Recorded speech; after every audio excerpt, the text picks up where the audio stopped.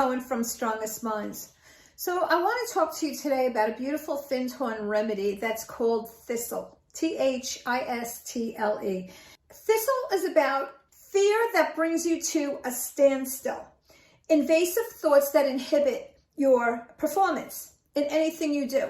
I may use this for anxiety depending on what is going on and what I feel is the best remedy. Maybe it's a remedy for fear. Maybe it's a remedy for courage.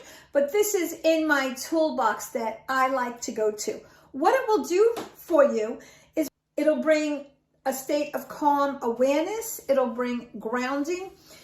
It helps you to think clearly in an emergency, willpower to overcome adversity, and courage and conviction of action. So I can use this for anxiety. I can use this for assertiveness. I can use this for confidence based on the reasons why you are lacking confidence. Any kind of power, I'll use this for protection. It helps you to find inner strength and courage and let go of fear, stay in command of and act with confidence and certainty. It's a beautiful remedy from Findhorn. And again, it's called Thistle. Take care, my friends. Amy D. Cohen, Strongest Minds.